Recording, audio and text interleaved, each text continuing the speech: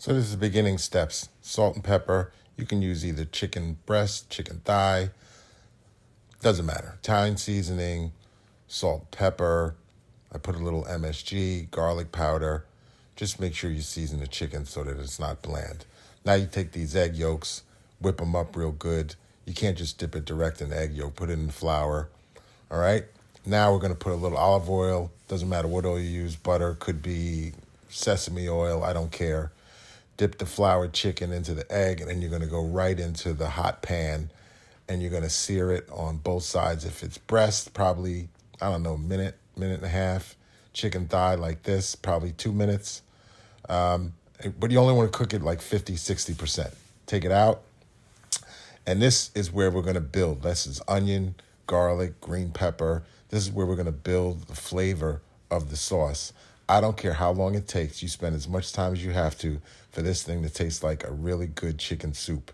We add a little more olive oil, a little more butter, because it is called a lemon butter sauce, right? Now we're adding flour, because if you don't add flour, you're going to have, I don't know, water.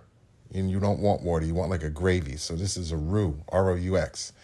We added some water. We're going to add a little powdered chicken base. You could use whatever you want.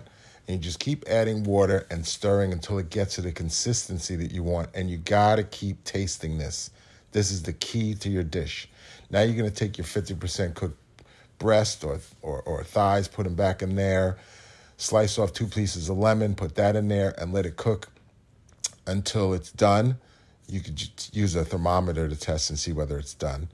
And then we're going to plate it up. 2 pieces of boneless, skinless chicken thigh with a lemon butter sauce. We're going to probably hit it next with a little parsley or cilantro, some grated Reggiano Parmigiano. You can use that green bottle of Kraft Parmesan cheese I know you got up in there. And that's it. That's our dish. Do you call yourself redneck? Stereotypically, yes. Actually, no. I call myself a redneck wannabe. But go ahead. No. I'd call myself country. There's a difference between redneck, hillbilly, and country. Lay it out, because I don't know what you're talking about. Well, anybody that wears an outpost, which is basically cowboy hats and cowboy boots. That's like and Western. you guys know what a pearl snap is? No. Come on, dude. You're asking questions. Really? If I said, man, we're going out tonight, you guys are wearing your best pearl snap. You have no idea what I'm saying? If you said, is that country or is that? if you said, I'll give you That's $10,000 for, what is that? What snap? Pearl snap. Pearl snap. If you said I'll give you $10,000 untaxed for that right now, I would say keep your fucking money. Because that tax sheet matters, goddammit. Okay? I have no idea what that is. So you might as well define. I don't know what that is. It's a shirt. They're little pearl country shirts. They got the little pearl thing, but they snap. So okay. You go to a redneck wedding or something like that, you're wearing your finest pearl snap shirt. So Yellowstone, somebody's wearing one of those. Yeah, they're Western though. They're country and Western. They're not rednecks.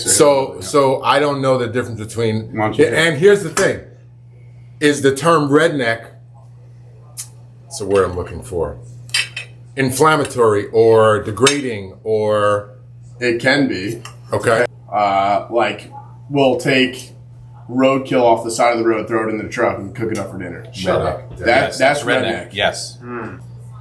Is money attached to it? Oh yeah. Listen. When So he's saying he has money attached to it. Because I said there's rich redneck. There are rich rednecks, yeah. So what's the difference And between a define rich by what? How much land you have? How many acres you got? Could be part of it. Implements, tractors, stuff you got like that. Quads, vehicles, like trucks, all that That shit stuff. is expensive. So my perspective on redneck is, again, because of where I was born and raised, and my whole life is New York. We don't see that a lot, right? Yeah. But when he started playing in the South, I got exposed to it, and for me, telltale signs of what I thought a redneck was number one, the sound of your voice. We sound like from the South. Number two, the pace at which you talk, slow. Very. Pace at which they talk. Yes. And also, for me, and I found this to be wrong, it may be prejudicial, but I felt like because of those two things that they're stupid. They're not that sharp. 100%. And I realized Most of the time, you're right. But when I realized is that when I started dealing with his school and some of the parents that are from down there, That's erroneous. I've met some people that are from that area in the South that are sharp. They talk slow. The other thing is like they're super nice, right? Oh, yeah. In New York, Very you got to get like when I first went down to the first year he was playing, and they told us about this chicken place. I went to chicken place, and I get up to the thing to order my chicken, and she's like, "How you doing, honey?" And I was like, "Good." She asked me, "Where you from?" And because I think I might have had a New York hat or something. She must ask me 7 questions. I'm like, "Bitch, I'm trying to get some motherfucking some chicken. Like, could we get to the chicken?" Yeah. Right?